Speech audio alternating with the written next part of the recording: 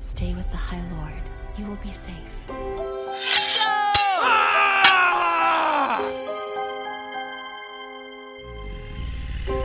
Humans have no say in the law of dragons.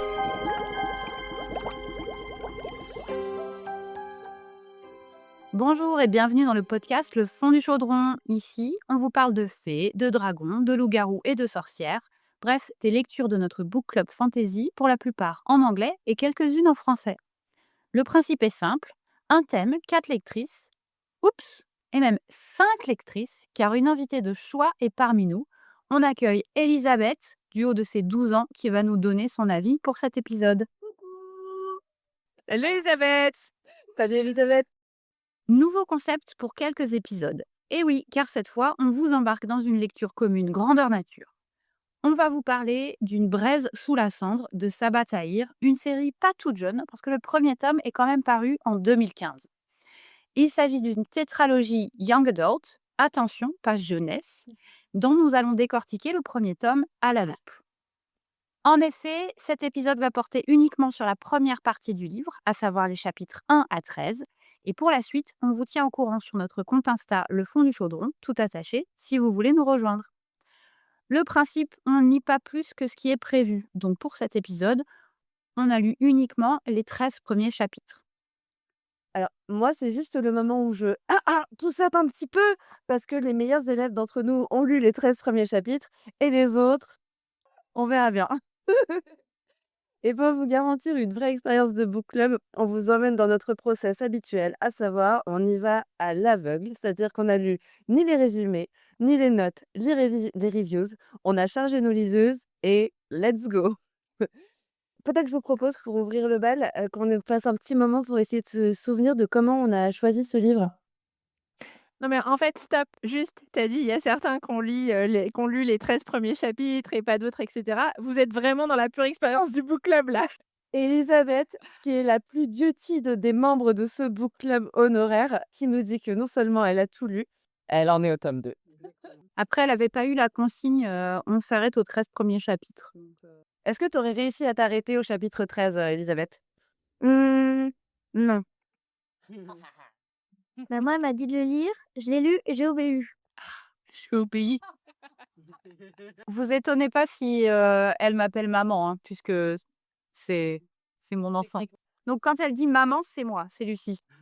Mais effectivement, je l'ai forcée à le lire comme je la force à lire à peu près tout. Hein, c'est une enfant maltraitée, en particulier avec des gros livres de fantasy. Et de Voilà. science-fiction. Et de science-fiction. Une bonne éducation, moi j'ai que ça à dire. Donc maintenant, on sait comment Elisabeth a choisi ce livre. Il lui a été imposé par sa mère. Mais nous, en tant que book club, effectivement, comment on a choisi ce livre? Moi je crois me souvenir qu'il était sur, sur plusieurs de nos pales respectives. Oui. Comptez-vous, qui l'avait dans sa palle? 1, 2, Lucie, tu l'avais? Non, moi j'avais un autre livre de la même autrice sur ma palle, mais pas celui-ci. OK, donc on est quand même à 3 membres du book club sur 4 qui l'avaient, ça fait 75 hein, c'est un score, pas démocratique, hein. C'est honorable. En tout cas, il était dans nos radars et puis je crois qu'il y a eu, des discussions sur le Discord, qui ont remis des pièces dans la machine. Il a été mentionné plusieurs fois, suggéré pour des lectures communes, etc. Je crois que c'est un peu ça qui nous a motivés à nous pencher dessus sérieusement, tellement sérieusement qu'on vous fait découvrir ce nouveau concept et qu'on y va chapitre par chapitre avec des analyses pointues, des dissertations. Arrêtez-moi. Bah, écoute, puisque tu parles de dissertation, moi je propose qu'on y aille et qu'on commence. Qu'est-ce que vous avez pensé? Peut-être commençons par le commencement. On y est allé à l'aveugle, à la confiance totale. Qu'est-ce que vous avez retenu de cette première partie? Comment vous feriez le pitch du livre à nos lectrices, à nos auditrices qui du coup l'ont pas du tout lu et qui peut-être pourraient en avoir envie? Alors moi, j'ai une phrase, c'est Alexa joue The Prophecy de Taylor Swift. Ah! Yes, carrément. J'ai noté, j'ai préparé ma blague évidemment, j'ai noté ça au chapitre 8, mais je trouve que ça résume bien cette première partie. Donc voilà, pour moi, C'est ma référence, musicale, pour ces 13 premiers chapitres. Alors, à titre Mmh. personnel, je m'insurge, parce que je rappelle quand même que je suis la seule non Swiftie, de ce book club. Donc voilà, exclusion, discrimination, voilà, message cryptique, j'ai rien compris, voilà. Ouais, c'est ça. Enverrai les paroles. Mais On oui. avait laissé sur le bord de la fenêtre. Que par ailleurs, j'ai l'impression que tu dis ça j'ai l'impression que tu as dit ça pour plusieurs livres qu'on a déjà lus, donc est-ce que c'est spécifique? Je ne Bah, sais c'est même un pas. trope. C'est évident que c'est un trope, donc oui, ça peut être attribué à pas mal de choses qu'on a lues. Mais là, il y a un côté, littéral de la prophétie. C'est-à-dire qu'on a quand même un personnage à qui on va expliquer qu'il a une destinée. Il y a quand même des augures dans ce livre. En fait, c'est hyper assumé. C'est-à-dire que là, on n'est même plus, je pense, sur, juste un trope, en mode, «Ah bah tiens, je vais vous mettre une prophétie, au milieu d'un plot, arrivé, au, 14e chapitre ou au 16e chapitre, pouf, tu deviens, l'élu, par une prophétie alors qu'en fait, tu étais, un gars, dans une ferme, qui avait rien à voir avec le schmilblick». Non, là, c'est hyper assumé. Le pitch du livre du départ, c'est vraiment il y a une enfin, quasiment, c'est il y a une prophétie, quoi. Personne veut faire le pitch du livre, mais vous êtes lancés sur les tropes, donc allons-y, listons les tropes. Non, alors le pitch du livre, il y a une gamine de 18 ans, qui voit son frère se faire emmener par des méchants. Qu'est-ce que tu m'as dit, Lucie?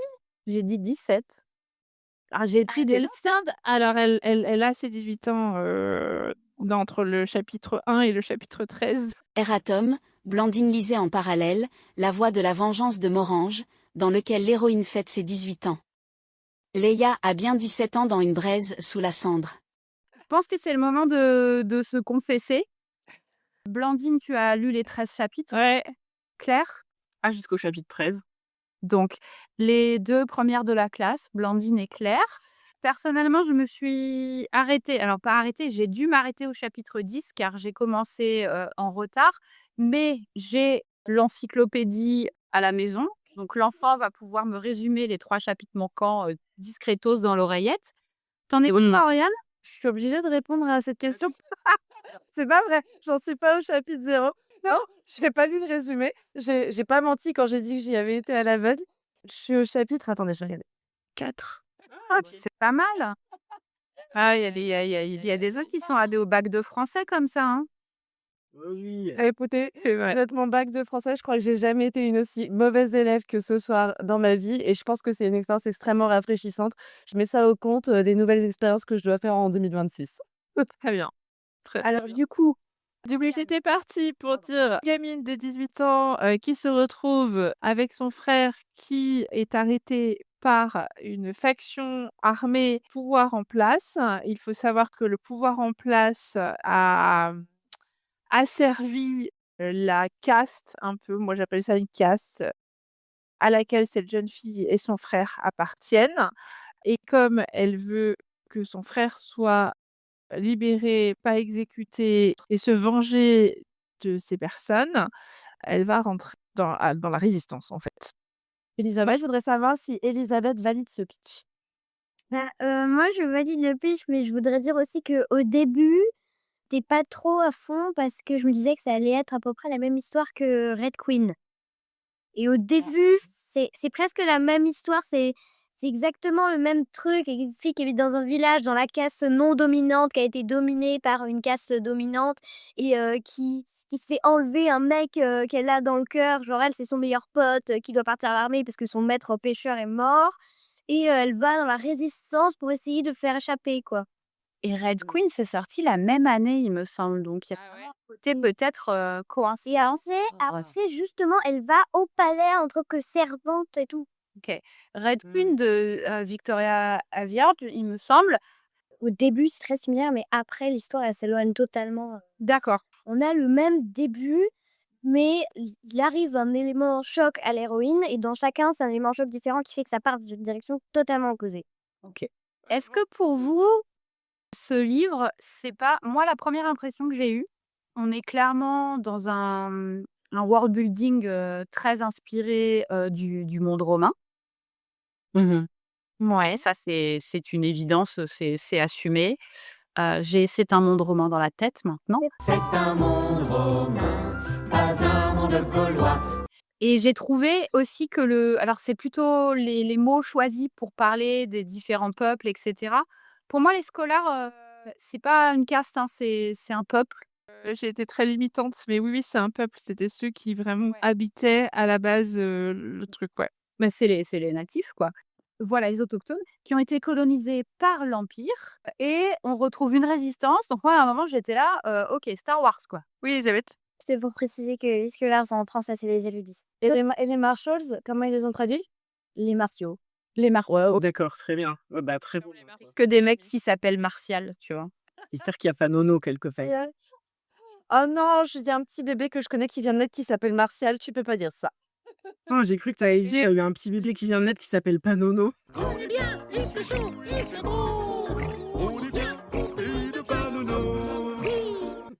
Oui. Effectivement, pour moi, il y avait une vibe, en tout cas au début, on verra, par la suite, vraiment, monde romain, époque romaine, tout ça, qui m'a rappelé, un livre que j'ai lu l'année dernière qui s'appelle The Will of the Many, qui était vraiment, très, très intéressant aussi, vraiment pas mal du tout et Star Wars. Après, pour moi, c'est des références, plutôt positives.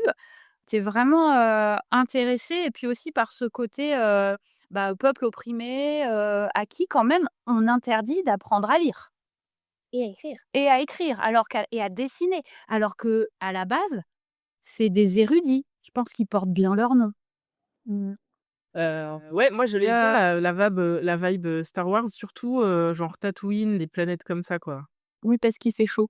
Ouais, pourtant je sais pas, j'ai pas l'impression qu'ils décrivent trop l'environnement, mais je vois quand même un truc aride, je sais pas pourquoi, bon bref. Mmh.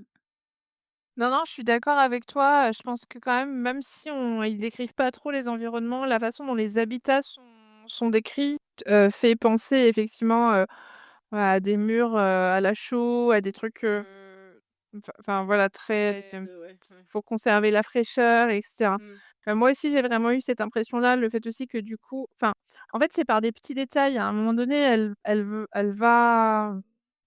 parle de sandales et donc du coup, je pense que c'est des petits détails comme ça où tu te dis: «Ah bah, si elle porte des sandales, pas un milieu, qui est froid ou qui est humide ou et cetera». C'est un truc un peu aride, donc voilà. C'est juste, en fait, j'ai l'impression que le world building et tout ce qui c'est plus par des petits détails, des ça se construit pas en mode enfin, en tout cas, moi, j'ai trouvé que le world building n'est pas construit en mode: «Bon, bah, voici, la situation initiale».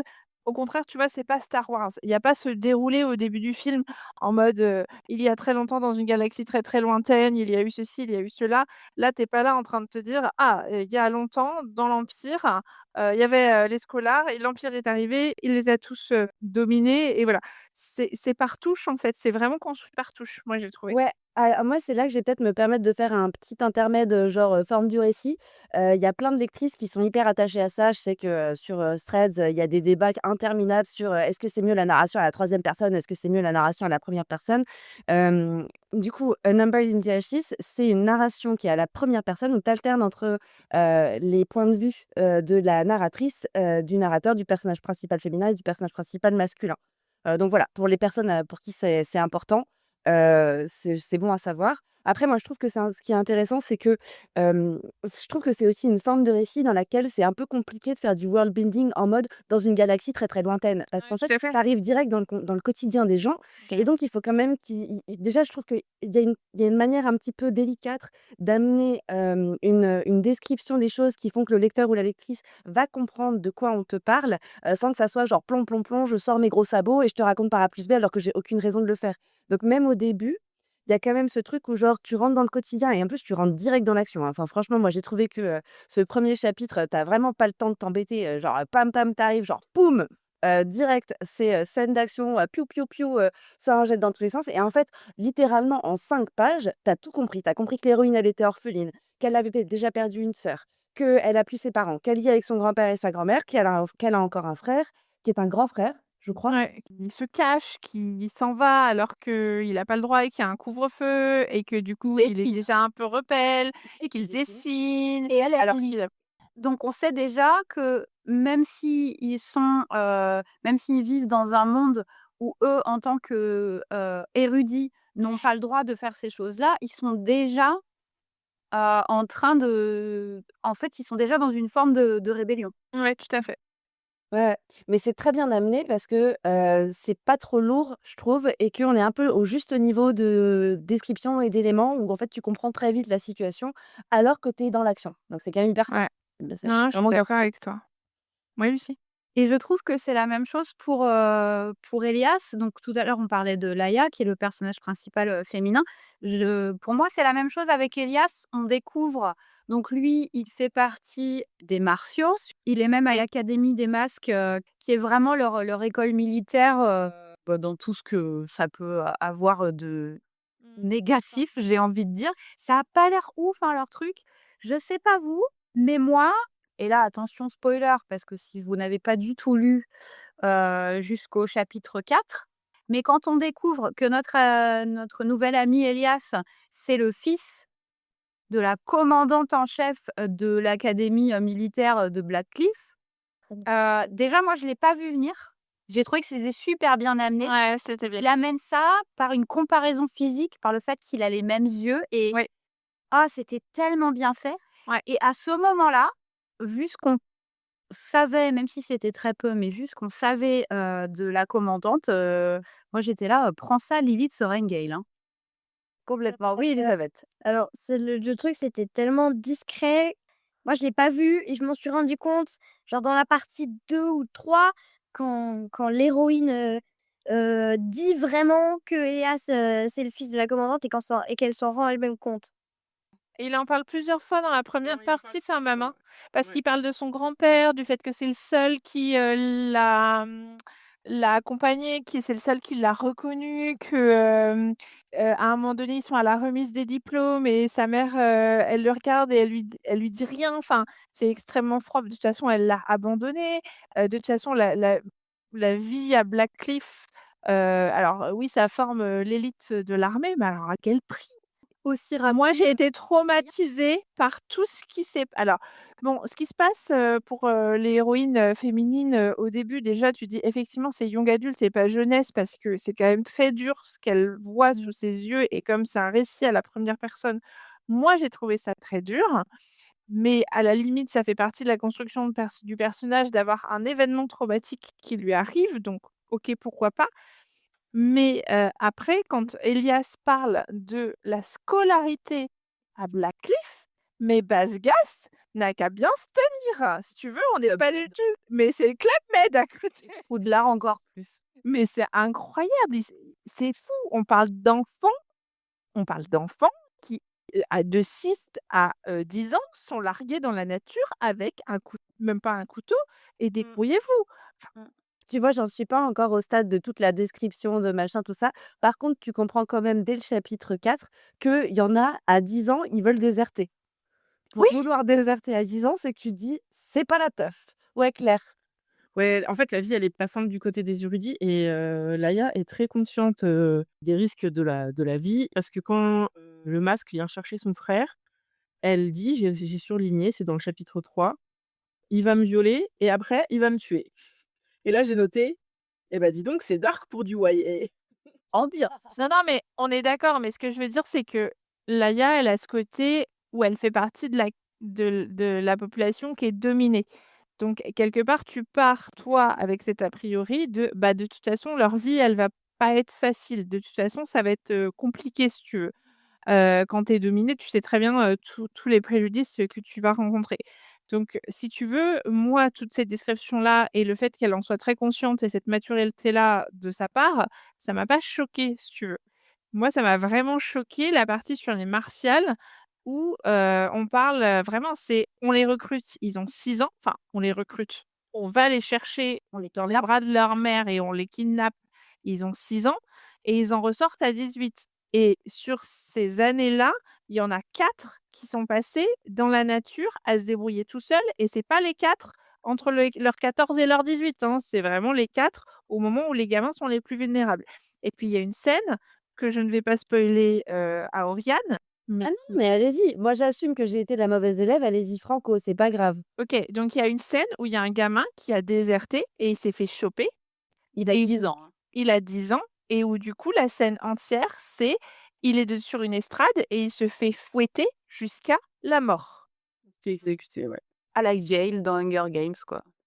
Mais sauf qu'il a pas le même âge et c'est Ouais. bien, tout ça machin, mais personnellement, étant mère d'une enfant de 11 ans, ça me ça me fait des trucs, quoi. C'est vraiment, et d'ailleurs, c'est ce que Elias ne supporte pas.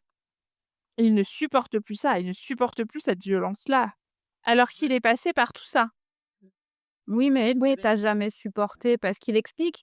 On sait qu'avant ses 6 ans, il n'était pas élevé par sa mère. Il a été élevé justement, avec, d'autres peuples, en fait, et il a cette capacité à la compassion et tout ça, et puis on apprend dès le début, hein, qu'il veut déserter lui-même. Oui, On le oui. rencontre, c'est la veille, de sa, Oui, c'est la son remise des défis. éducation, dans cette académie militaire, et lui, son plan, enfin, je veux dire, on le rencontre, il est en train de planquer, de quoi survivre, parce que son plan, c'est de se barrer, quoi. Oui, oui, on est d'accord. Et très clairement, lui, il considère pas que le fait d'être, le fils biologique de la commandante, pour lui, n'a aucun impact sur, sa compassion ou sa non-compassion ou son appartenance à Blackcliff ou son envie de déserter ou voilà. Voire même, ça amplifie, je pense, le fait de vouloir se détacher du truc en disant: «Non, non, vraiment, j'appartiens pas à ça et je veux pas faire partie de ça, quoi». Après, dans la suite, moi, ça m'a pas trop dérangé en soi, mais j'ai trouvé que c'était un mécanisme un peu, heu, simpliste, et en même temps, je me suis dit: «Il faut aussi que l'intrigue, avance». C'est évident, on le sait, on a cette alternance de chapitres et de points de vue. Ce qu'on attend, c'est que les deux héros, se croisent, se rencontrent. Donc moi, j'étais là: «Ah, est-ce qu'ils vont se croiser, dans les catacombes?» Parce qu'ils y passent tous les 2. C'est là que Elias planque, son sac à dos pour partir. Il explique aussi, qu'il a creusé, depuis sa chambre, un tunnel pour rejoindre les catacombes pour se barrer. Donc, et Laïa se réfugie dans les catacombes à la recherche de la résistance. Je me suis demandé si, par exemple, elle allait tomber, sur son matos et lui piquer ou quelque chose comme ça, et en fait, j'ai trouvé qu'elle était tombée sur la résistance un peu rapidement, un peu facilement.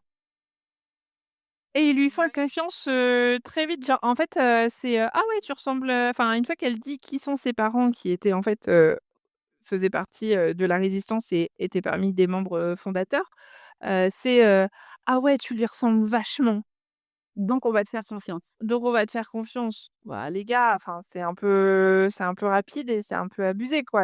Ouais, je suis Après, assez d'accord avec ce ressort, un peu rapide, mais j'avais exactement les mêmes interrogations que toi sur, comment ils vont se rencontrer. Parce qu'à la fin de la première partie, je ne spoil rien, ils se sont toujours pas rencontrés, mais ils sont Non, ils vraiment ne très sont toujours proches. pas rencontrés. Mmh. Je suis d'accord. ah! Mmh. C'est bien, et du coup, est-ce que vous avez encore plus envie qu'ils se rencontrent? Est-ce qu'il y a un côté d'anticipation, qui marche bien? Oui, d'autant plus que tu comprends très vite que tous les 2 ils ont un but qui, je pense, va un peu se rejoindre parce que, Elias, voulait déserter, donc c'est qu'il est complètement en désaccord avec le régime, voilà. Et puis, Laïa, oui, bon, bah, Laïa, elle est investie d'une mission à la fin de la première partie, tu te dis que peut-être il y a moyen qu'ils se rencontrent et qu'ils aient des intérêts communs. Oui. Alors que moi, Elisabeth, elle m'a un peu spoilé tout à l'heure parce que quand elle a dit, que dans la deuxième partie, Laïa parle de Elias, donc ça veut dire qu'elle l'a rencontré.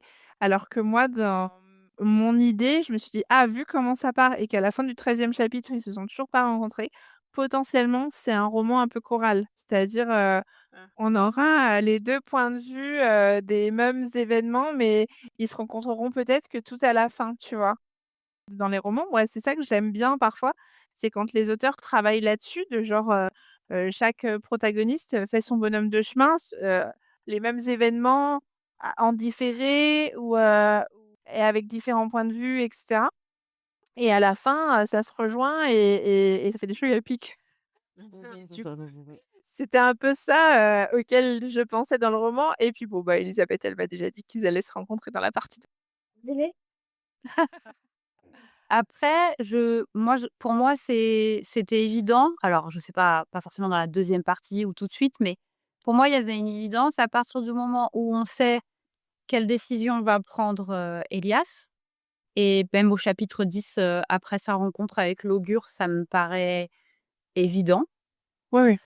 Et j'ai adoré, hein, le personnage de l'augure. Déjà, les augures en général, c'est un concept que j'adore. Tout ce qui est, «Viens, on va lire, l'avenir dans le vol des oiseaux et dans les entrailles des poulets», à fond. Merci merci le monde romain, quoi. En fait, à partir du moment où on comprend un peu quelle va être la décision d'Elias et où on sait de quelle mission est investie Laïa, on se dit: enfin, ça va arriver comme ça. Alors peut-être que pas du tout, hein, j'ai peut-être des attentes, qui vont pas se réaliser, et après, je trouve que si ça se réalise comme ça, pour moi, c'est quand même bien amené. Ouais, parce que je pense que par leur position sociale à tous les 2, même s'ils se croisent, ils restent un peu ennemis, tant qu'ils savent pas quel est le dessein, Oui, secret de voilà. chacun, en fait, hein. Ouais, Ouais. exactement. Mais je pense qu'il va y avoir un truc, enfin, forcément, comme elle est au service de la mère d'Elias et que lui, il est, pressenti pour être le futur empereur puisque donc du coup, à la fin, quand il rencontre, l'augure, Oui, je dans peux pas. l'avant-dernier chapitre, tu apprends qu'il va y avoir je pense, un combat. Ils appellent ça un trial, donc Des épreuves. des épreuves entre lui, et du coup, les 2 relous, Zach et Pac et du coup, Hélène. C'est les 4 et donc il va y avoir des épreuves entre eux pour déterminer qui a le plus de valeur pour, être, le futur empereur parce que les augures ont décidé que, l'empereur actuel, fait pas le taf et est pas adéquat. Ouais, c'est la rumeur qui court, c'est ça. Ils en parlent quand ils se rencontrent tous là, pour la bouffe, je me souviens, celui qui a le nom de sa fiancée tatoué là sur le bras. Mmh. Ah Il oui, dit, Stas. c'est Stas, Tristas, ouais, mmh.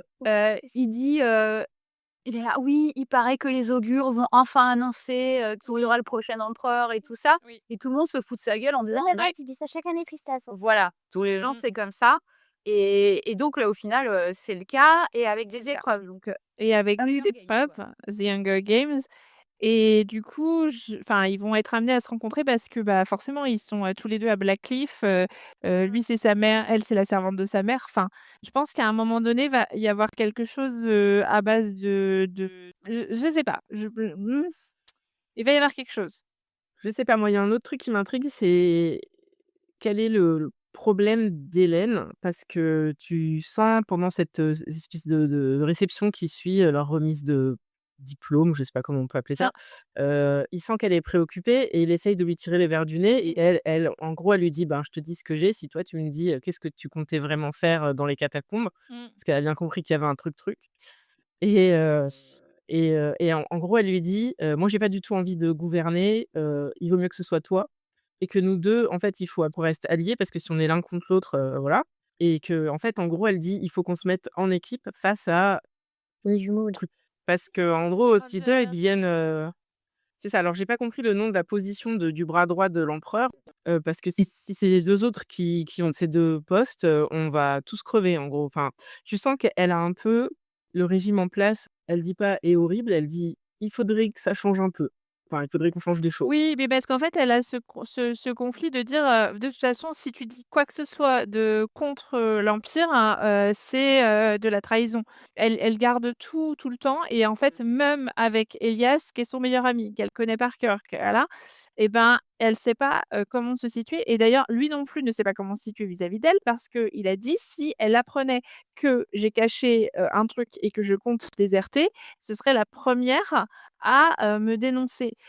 Or, plus on avance dans la partie et plus on commence à la connaître un petit peu et en tout cas, la façon dont elle réagit à l'annonce qu'elle fait partie, des épreuves, qu'elle fait partie des sélectionnés et cetera, tu te dis: «Ah bah, en fait, s'il avait déserté, elle ne serait peut-être pas allée le dénoncer, en fait» et donc je pense qu'il y a plus sous l'anguille sous roche de Hélène à ce niveau-là et après, je pense que vraiment, il y a un sujet sur, Hélène Elias, à savoir, je pense que ça l'a fait royalement suer, d'être, enfin les épreuves, ça va être elle contre lui, en fait, à un moment donné. Parce qu'ils peuvent bien se mettre alliés, tout ce qu'ils veulent pour dégommer tic et tac là.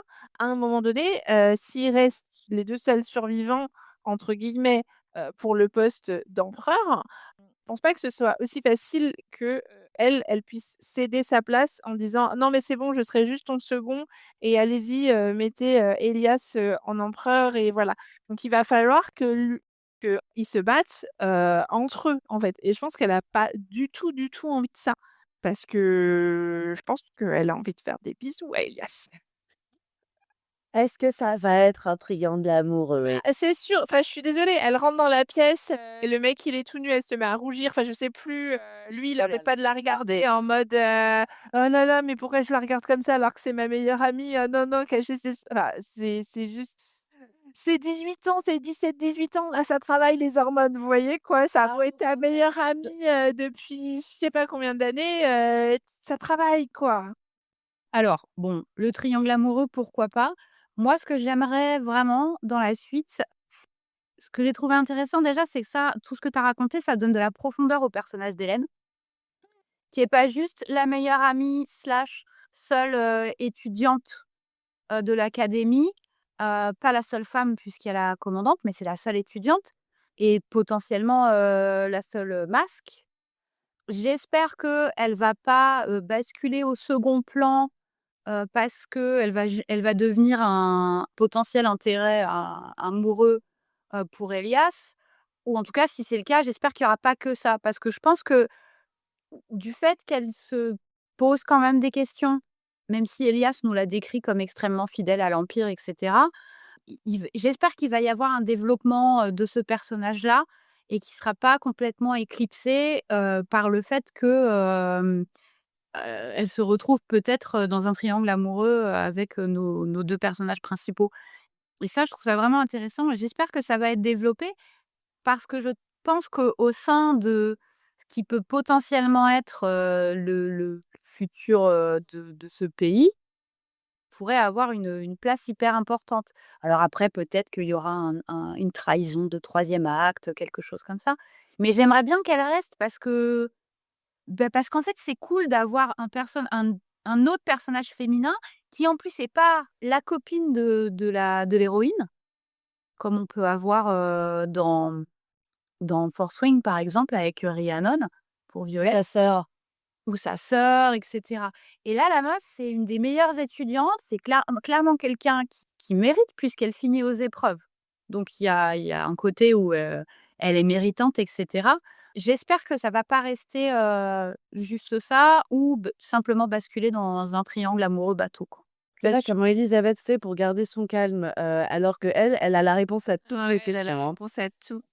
Maintenant, moi, ce qui me marque à la fin du 13e, chapitre et tu me diras Claire ce qui toi est ton plus gros voilà, moi ce qui me marque beaucoup, c'est finalement la solitude de Laïa parce que, au début, du roman, elle part, elle a une même si elle est orpheline de père et de mère, elle a ses grands-parents, qui l'ont élevée, elle a un frère, elle a un noyau, familial. En une soirée, elle n'a plus rien, ses grands-parents sont assassinés, son frère est arrêté, enlevé, emmené, Les Angles. elle se retrouve seule, elle trouve la résistance en une demi-journée, OK, l'Argonauts lui font confiance ou une journée?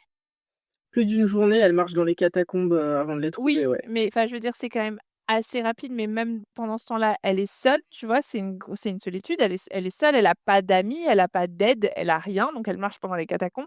Elle trouve la résistance et la résistance, à partir du moment où elle l'a trouvée, c'est très, très rapide. C'est-à-dire que, la fille qui l'a trouvée là, elle la soigne, elle lui soigne ses coupures et cetera et cetera. Elle rencontre le chef de la résistance, il se rend compte de qui elle est, qu'elle est la fille d'un des leurs ou d'une des leurs, enfin les 2 en l'occurrence et direct, il lui propose une mission et elle est envoyée toute seule pour servir d'esclave, à la commandante de Blackcliff. Je trouve que pour une gamine de 18 ans, c'est c'est d'une violence en termes de trauma, mais c'est d'une extrême solitude au final. Bah, en fait, la solitude, elle est chez tout le monde, en fait. Moi, je trouve que tout le monde a l'air très seul, dans son Mmh. coin, quoi. Elias, il a l'air seul, il a un voilà, il a il a envie de se barrer. Hélène, tu sens à la fin, ouais, vers le chapitre, 11-12 que, il y a quelque chose aussi qui se trame, de son côté. Je crois qu'elle a pas des bons rapports avec sa mère aussi. En fait, tout le monde est seul et moi, par contre, ce que j'ai bien aimé avec Laïa, c'est que, tu sens que bon, finalement, elle avait quand même ce petit cocon familial, même s'il a été, bien décimé, hein, vu qu'elle a perdu pas mal de membres de sa famille, donc elle connaît déjà le deuil, la perte des gens qu'elle aimait et cetera. Tu sens au début qu'elle est bon, elle sait pas mal de choses, elle a été, on lui a enseigné des choses, mais donc elle sait lire, elle sait compter, elle sait soigner, elle connaît des remèdes et cetera. Mais elle est enfin, tu sens que quand elle est dans les catacombes, déjà, elle est terrorisée, elle sait et en fait, elle a une espèce de petite voix intérieure qui arrête pas de lui rappeler que sa mission, c'est de sauver son frère.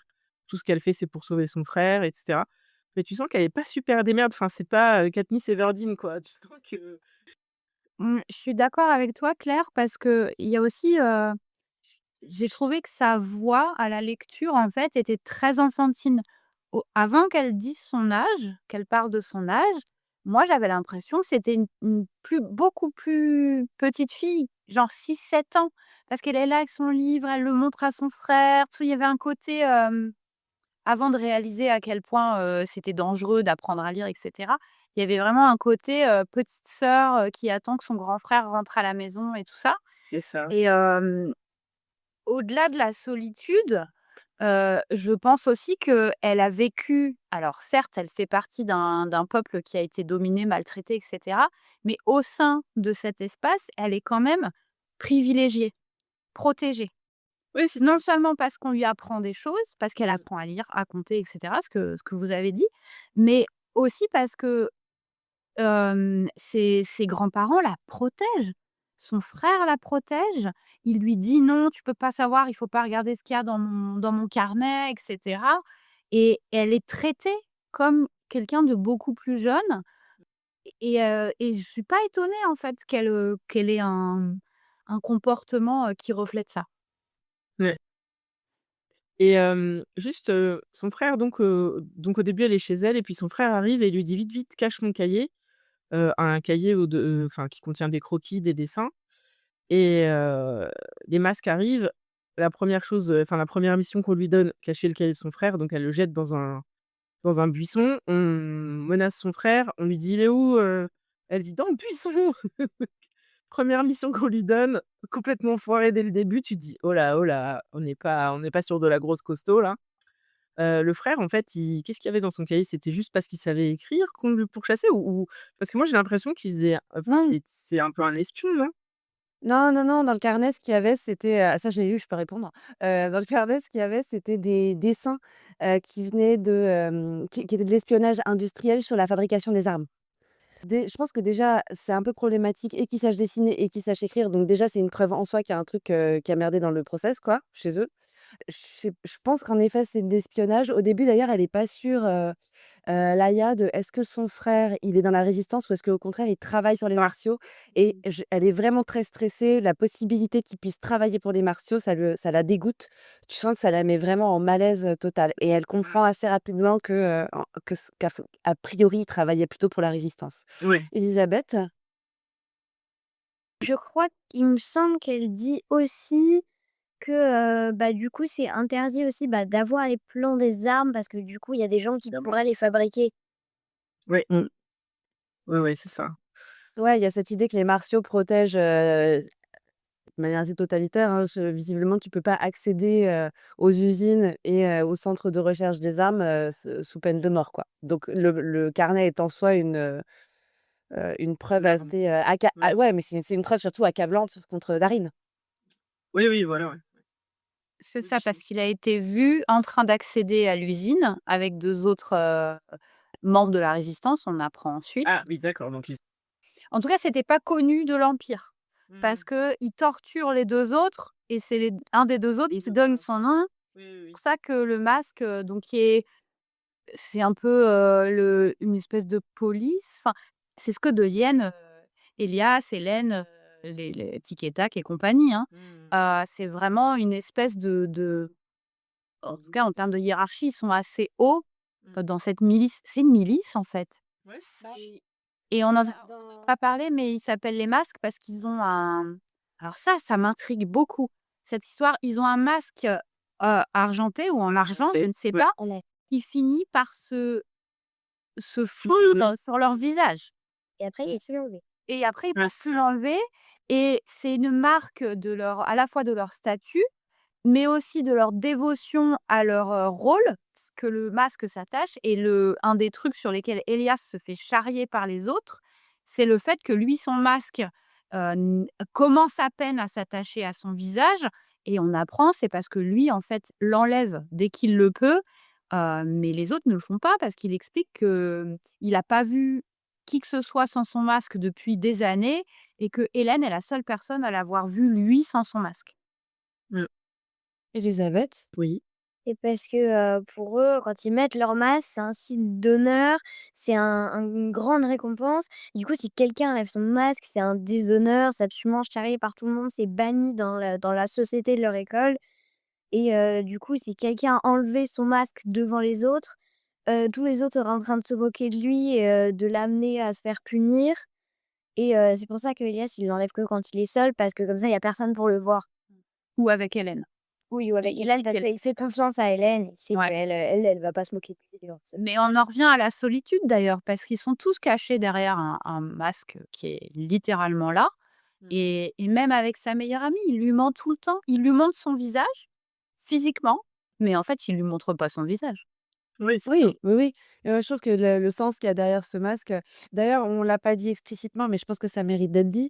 Concrètement, les masques, c'est l'unité d'élite, hein, de Oui, leur c'est armée. ça. Et d'ailleurs, dans le raid qu'il y a au tout début du livre, il y a une tapée de soldats, mais il y a un seul masque. Mmh. Ils sont tellement létaux, les mecs, que visiblement, il y a pas besoin d'en envoyer, enfin plusieurs. À un seul, ça suffit, ça fait le job, quoi.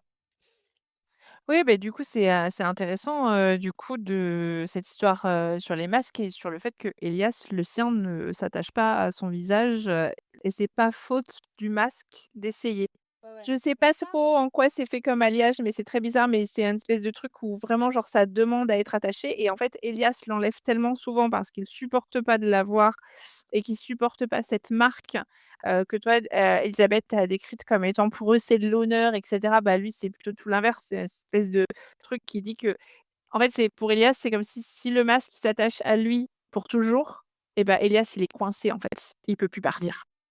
Non, parce que quand je vous entends parler, je trouve que du coup, le sous-texte, il est quand même hyper explicite, tu vois? Il y a cette idée de refus, de devenir quelqu'un qui n'est pas, de refus des apparences, de refus de se laisser contaminer, par le totalitarisme ambiant, enfin, je trouve que c'est assez clair, en fait, quoi, le propos à ce niveau-là. En même temps, c'est le principe du young adult aussi, c'est de ne pas être trop complexe au niveau des idées qui sont Ouais. présentées. Il n'empêche que moi, j'ai trouvé que c'était très bien écrit, très bien amené. Personnellement, j'ai envie d'en savoir plus. J'ai vraiment et je m'attendais pas. Il y a un truc que j'aime bien dans les livres en général, même dans les films ou les séries, c'est quand le titre est mentionné directement. Je crois que ça a un nom, c'est voilà, mais j'ai oublié. En fait, j'ai été étonnée que, la cendre sous la braise, ça ne soit pas Laïa, en tout cas, pas pour l'instant, Bref, mais la braise sous la cendre, pas la cendre sous la braise, voilà. Ça ne soit pas Laïa, mais Elias et je pense que Claire, on a surligné, la même Le phrase. même passage, ouais, Hein, ouais. quand l'augure dit à Elias: Ouais. «Tu es la braise, sous la cendre, Elias Veturius». Alors après, moi, je vais pas essayer de traduire, mais par contre, est-ce que vous aussi, vous avez pensé à Spark of the Everflame? Il lui dit: «Voilà, tu vas, très mauvaise traduction, excusez-moi, tu vas faire des étincelles et brûler, tu vas ravager, tu vas détruire, tu ne peux pas changer ça, tu ne peux pas arrêter ça». C'est là qu'on a une prophétie. En même temps, l'augure, il sert à ça et en même temps, j'étais là: «Ah, c'est lui, la braise sous la cendre». Ouais, ouais, mais attends, Lucie, My Two Cents, elle aussi, c'est un peu la braise sous la cendre. Mais oui, en fait, c'est 2 silex qui vont se frotter pour faire des étincelles. oh. Oh, il y a la mèche et le détonateur et les enfin, Alors, on est dans le young adulte, donc personne va se frotter contre personne. Oui, mais ce qui est intéressant aussi dans cette prophétie qu'il lui dit, c'est qu'après maintenant tu as un choix à faire, si tu décides de déserter, tu vas t'en sortir, tu vas survivre, donc il lui dit, hein: «Tu peux le faire, tu t'en sortiras». Par contre, tu vas devoir vivre avec ça sur ta conscience, enfin ça, j'imagine, c'est, te dire que tu as rien changé au système, en fait. Ou alors ton autre choix, c'est de d'accomplir ta destinée et là, peut-être que tu auras en gros, il lui dit sans lui dire: «Tu auras peut-être alors le choix de changer». Donc est-ce qu'il est un peu complice de ce de son destin? Enfin, je sais pas. C'est intéressant. Mais justement, pour rebondir là-dessus, moi, l'augure qu'on a rencontré, il m'a fait penser au parc, au moire, vous savez, dans la mythologie, ces 3 femmes qui tissent Oui, le fil de la vie, qui le coupent et qui enfin, il y a toute cette histoire où elles ont, le contrôle sur la vie des hommes et il y avait ce côté où lui, par contre donc l'augure, il dit: «Voilà, ça moi, je t'explique quelles sont les différentes, possibilités, voilà les timelines alternatives, qui te sont disponibles. Si tu fais ça, il va t'arriver ça. Si tu prends cette direction-là, il va se passer autre chose. Mais voilà, je te dis clairement comment ça va se passer» et en même temps, il le dit clairement, il dit: «Si tu choisis de t'enfuir, de déserter, on va pas t'arrêter». On le sait depuis des mois, on apprend qu'ils peuvent lire dans les pensées et cetera. Donc il dit: «On le sait depuis des mois, on va pas t'arrêter, on va te laisser faire». À l'inverse des parcs ou des moires qui peuvent couper, qui décident quand s'arrête la vie des hommes. Mais j'ai trouvé Mmh. ça, assez intéressant et je me demande si ça va être creusé ou si c'est juste un plot device, il est là pour annoncer la prophétie et puis après on n'en entend plus jamais parler, C'est marrant que tu parlé de Spark of the Airflame tout à l'heure. J'y ai pensé aussi. Je trouve qu'il y avait des points de plot, qui se retrouvaient un petit peu. Après, je suis pas assez loin dans le livre pour avoir un avis vraiment legit, sur le sujet, mais le côté résistance, héritière de la résistance, tu vois? Bon, tac tac. oui, c'est vrai, il y a des choses qui se rejoignent. Quelles sont vos attentes pour la suite? Je sais pas. En fait, c'est le genre de question c'est compliqué, sur, des deuxièmes parties ou des troisièmes parties parce que tu peux me demander, quelles sont mes attentes sur le tome 2 quoi, mais là sur, la deuxième partie, je on est quand même qu'au tout début là, 13 chapitres, c'est quand même il y a eu de l'action beaucoup, mais c'est quand même beaucoup de la mise en place, du world building et on va vraiment rentrer dans, je pense, le centre du livre dans la partie 2 avec les épreuves pour que Elias devienne futur empereur ou pas, épreuves qui arriveront au bout ou pas et le reste de l'installation, de Laïa en tant que servante espionne, mais ce que je veux dire, c'est que là, elle en est vraiment qu'au tout début. Elle a eu une interaction avec la commandante, elle est arrivée depuis, un jour, quoi. Comment ça va se passer? Comment elle va résister? Elle a une réputation d'être extrêmement dure, qu'il y a même, une de ses servantes qui est morte, enfin, qui s'est jetée du haut d'une tour et cetera et du coup, là, on est vraiment sur l'installation et j'ai pas d'attente, je veux juste savoir c'est quoi la suite. T'as des attentes toi, Lucie? Bah, moi, j'attends qu'ils se croisent, mais du coup, je pense que ça va pas tarder. Bah, c'est ce que je disais, j'espère que le personnage d'Hélène va être un peu, creusé, qu'elle prenne une importance, correcte, voilà, ne serait-ce que pour la représentation. Ouais, en tout cas, j'ai trouvé que c'était très bien rythmé, très bien écrit, j'ai hâte de continuer, et j'ai bien aimé faire une lecture un peu plus attentive, peut-être. Il y avait vraiment un côté, je disais ça au début, je rigolais en parlant de dissertation, mais je sais pas, je trouve que ça fonctionne bien, en tout cas, pour ce genre d'exercice. Les choses sont pas trop évidentes, mais sont pas non plus, trop cachées. Donc on n'a pas besoin de faire de la psychologie de comptoir et en fait, j'ai vraiment hâte de savoir ce qui va arriver à ces petits jeunes. Donc non, j'ai des attentes, j'ai envie d'en savoir plus sur le fonctionnement de ces masques, parce qu'il y a vraiment il y a de la magie, il y a quelque chose alors que mmh, un truc qui n'apparaît pas alors que c'est quand même fortement inspiré, du monde romain, c'est qu'on n'a pas d'histoire de Dieu pour l'instant en tout cas et ça c'est intéressant. Le mot, quand, ils veulent dire, «Mon Dieu» ou je sais pas quoi, ils disent skies, enfin ciel, juste ciel en fait. Pour moi, les dieux, c'était genre les augures. Parce que quand même, ils parlent du Immortels. fait oui, c'est ça, ils parlent vachement du fait que alors oui, ils prédisent l'avenir, c'est eux qui installent l'empereur, en fait, même Elias, à un moment donné, se moque un peu de Tristesse, c'est ça?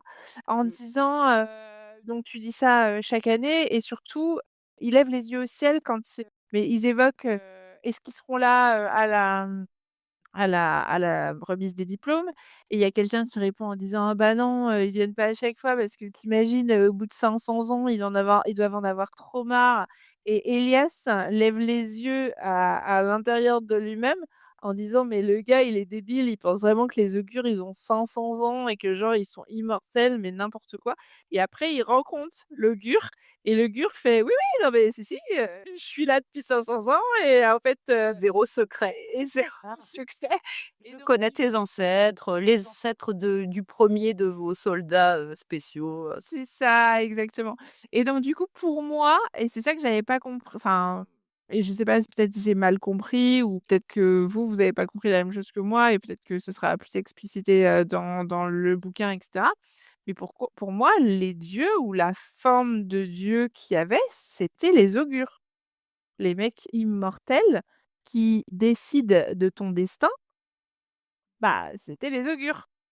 Mmh. Les mecs sont littéralement en train de jouer aux échecs, quoi. Bah, oui, donc pour moi, c'est eux les dieux du truc. Je suis tout à fait j'y avais pas forcément pensé, mais c'est ça me paraît tout à fait logique. Bah, en même temps, moi, je comprends qu'il soit étonné, ce brave Elias. Je veux dire, il est quand même dans un monde où, le pouvoir leur ment et leur raconte n'importe quoi et là, subitement, un truc est vrai. C'est quand même inattendu, tu vois? Genre là, moi, je trouve intéressant, c'est que je trouve qu'on est quand même sur une intrigue, politique, assez chouette et d'un niveau que je trouve, pour l'instant, pas mal, tu vois? Ça donne envie de voir jusqu'où c'est exploité et qu'est-ce qui va se rajouter là-dessus, et comment les personnages, ils vont faire leur chemin là-dedans pour arriver à quel résultat. Je voilà, ça, c'est un truc qui me tient bien, au-delà des relations entre les personnages, de leurs arcs personnels, et cetera et c'est une bonne intrigue politique, c'est toujours cool, quoi. Moi, je suis assez contente parce qu'à la fin de cette première partie, on sent que, tout ce que j'ai dit sur Laïa, qu'elle était pas très démerde et cetera, on sent qu'elle a quand même un fort potentiel à se débrouiller assez vite parce que donc elle est placée comme servante, chez la commandante qui est très cruelle et cetera.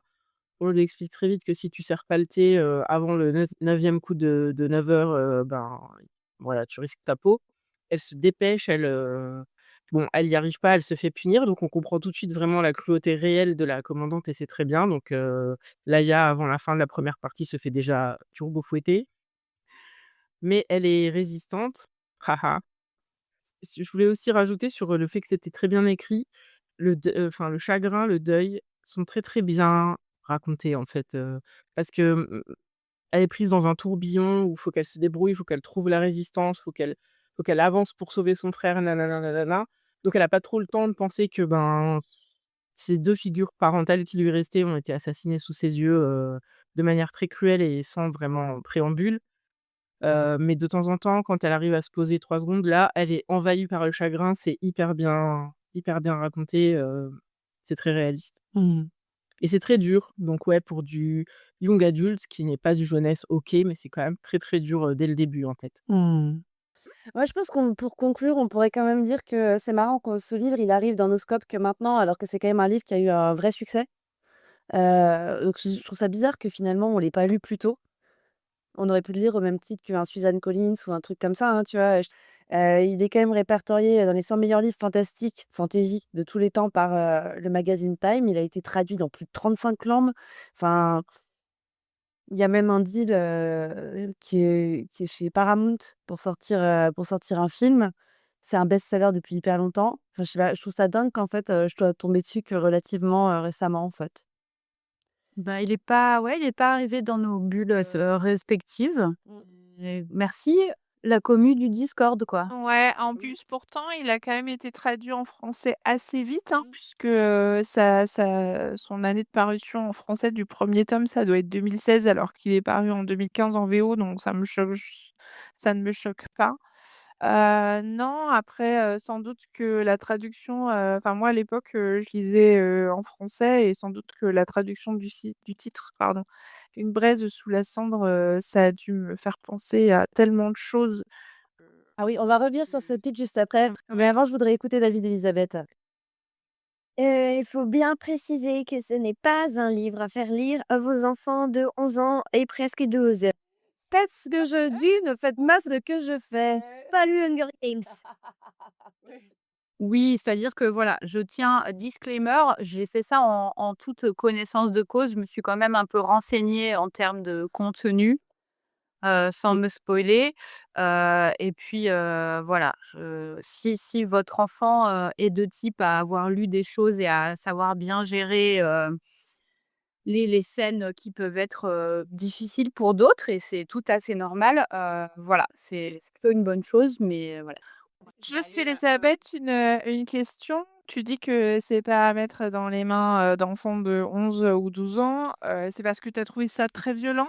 Pas forcément, c'est un peu, les thèmes abordés, je trouve, il y en a qui sont pas adaptés pour, certaines, personnes qui, certains enfants de notre âge qui, ont pas encore lu des livres de ce genre, c'est, abordé très violemment. Par exemple, la thématique, du viol, dès les premiers chapitres, il y a des gens que ça peut beaucoup choquer et je sais qu'il y a des parents qui veulent pas que leur enfant lise ça quand il a 11 ans et demi. Mmh. Il y a Oui, aussi, bah, il y a des enfants de 11 ans et 11 ou 11 ans et demi qui ne savent tout simplement pas ce qu'est un viol, donc déjà ça.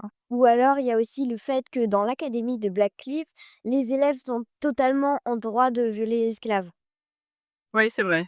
C'est vrai. oui, en fait, ça Oui, oui. décrit une société qui est assez violente et assez, voilà, dure et c'est vrai que si, il y a des choses, peut-être plus faciles à aborder en termes de littérature, voilà, faut vraiment faire attention, Ouais, ouais. à pas mettre dans les mains de n'importe qui. Après, c'est pas je trouve que c'est jamais voyeur ou gratuit. La Ah non, c'est ouais. Non, non, mais il faut quand même le dire, dès les premiers chapitres, il y a des Mmh. scènes de violence qui sont décrites de manière, assez graphique et après, Élisabeth, moi je tu es une grande lectrice, hein. On le sait parce que, ta mère nous parle parfois de tes lectures et donc on sait que tu as déjà lu vraiment beaucoup de choses, et que tu es, peut-être, à l'aise avec pas mal de sujets où effectivement des enfants de ton âge le sont pas forcément.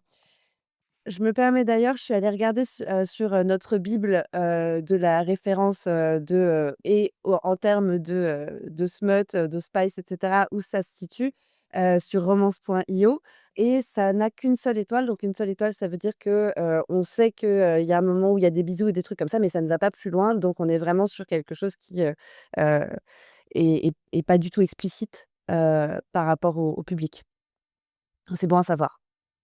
Moi, j'ai pas 11 ans et demi, mais j'ai pas arrêté de vous envoyer des messages sur le groupe chat en vous disant que c'était horrible et que j'étais trauma des scènes de violence. Donc, Moi, j'ai encore une question pour Elisabeth, c'est d'après tout ce qu'on a dit là, pour la suite, tu penses qu'on va être contente ou qu'on va être déçue ou qu'on a raison de continuer de lire, à lire ce livre?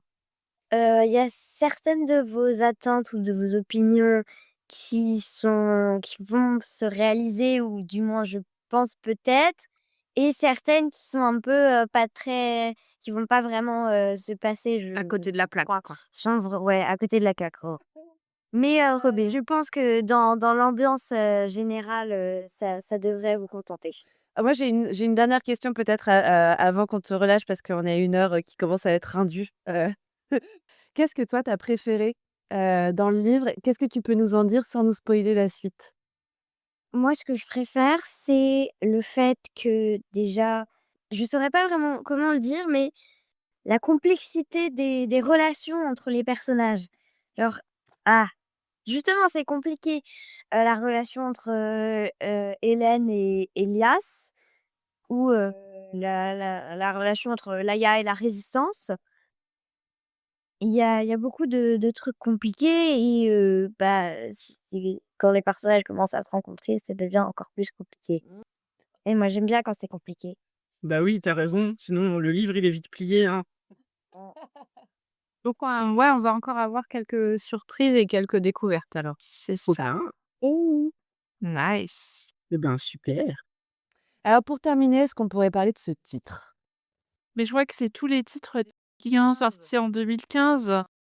problème, c'est qu'une braise sous la cendre, ça fait quand même penser à Armentrout qui a genre vraiment préempté toutes les braises et toutes les cendres, faut le dire.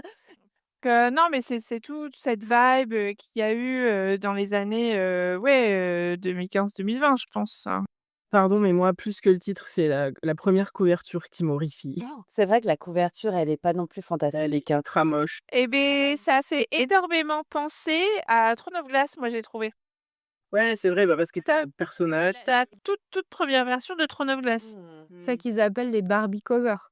Barbie cover, j'avais jamais entendu ça. Je crois que les Barbie covers, c'est pour Akotard, parce que vraiment, on dirait une poupée Barbie, c'était horrible. Sur les premiers, et je crois que c'est devenu un terme pour parler des bouquins, quand il y a la fille dessus, là, en particulier pour les Sarah J. Maas. Ouais, sur ceux de Kelena, c'était quelque chose, quoi. C'est vrai. Ouais, c'est exactement ça. Mais là, en plus, il y a, j'imagine, Elias qui est représenté avec son masque. Je crois que c'est un jeu vidéo avec un Gugus qui se balade sur les toits de Paris, là. Tu parles d'Assassin's Creed. Heureusement qu'ils font plus trop de Barbie cover de nos jours, mais même si après, il y a un autre débat sur les covers qui se ressemblent toutes avec des typos script et Ouais. des typos à empattement et des épées et des roses et des épines et je sais pas quoi. Mais bref. Ah oui, et d'ailleurs, pour finir notre petit topo sur le bouquin, Sabaa Tahir, autrice américaine d'origine pakistanaise, donc livre écrit originellement en anglais. Je m'étais quand même posé la question parce que c'est pas tous les jours qu'on lit des bouquins avec des noms d'une personne qui est aussi visiblement racisée, donc intéressant à préciser aussi. Plusieurs générations, enfin, pas la première génération d'immigration, c'est son père hein, qui était pakistanais, je crois, qui allait vivre aux États-Unis. Mais pour autant, je trouve qu'elle met pas tant sa culture en avant dans le world building, pas comme, Sarah H.M. par exemple ou qui est d'origine égyptienne et ça se sent vraiment dans ses bouquins, quoi. Ah, mais elle a jamais, non, elle a jamais vécu là-bas, hein. Enfin, elle est américaine, née sur le sol américain et je crois que c'est même ses propres parents ont assez peu vécu au Pakistan, d'après ce que je comprends. Ils ont très vite été dans des environnements plutôt occidentalisés et cetera. Donc en même temps, je trouve que c'est enfin, si elle a pas baigné non plus dans cette, culture en tant qu'environnement et cetera, après tu sais jamais comment c'était chez elle. Tu peux garder très vivante une culture, dans ton propre foyer et cetera. Tu peux faire des séjours réguliers là-bas. J'ai pas été jusque-là dans le background check de Sabaa Tahir, tu vois? Mais visiblement, son environnement de base, c'est pas celui-là, quoi. Avant qu'on fasse une conclusion, moi, je voudrais dire merci à Elisabeth d'avoir été là parce que, c'était hyper cool d'avoir ton opinion. J'ai trouvé que c'était toujours hyper articulé, hyper chouette de t'entendre. Tu as vu des trucs que j'aurais pas soupçonnés et donc vraiment merci pour tes avis et pour tes points de vue. C'était trop chouette. Reviens quand tu veux. J'ai hâte de revenir. Et voilà, l'heure est venue de vous dire à dans 15 jours pour retrouver notre nouvel épisode des Bulles du Chaudron, notre format court et efficace garanti sans spoiler. N'hésitez pas à nous suivre sur Instagram, c'est le compte Le Fond du Chaudron tout attaché, mais aussi à nous rejoindre sur notre Discord, aka le club de lecture officiel du Fond du Chaudron. On est de plus en plus nombreuses et à chaque fois, on fait une lecture commune. Bien évidemment, vous pouvez nous réécouter sur toutes les plateformes de podcast, Spotify, Deezer, Apple Podcasts, etc. Et d'ailleurs, si cet épisode vous a plu, n'hésitez pas à nous laisser une évaluation sous forme d'étoiles, cela nous aide énormément. Prenez soin de vous, n'oubliez pas de lire ou pas les livres qui se trouvent déjà dans votre pile à lire. Et à bientôt!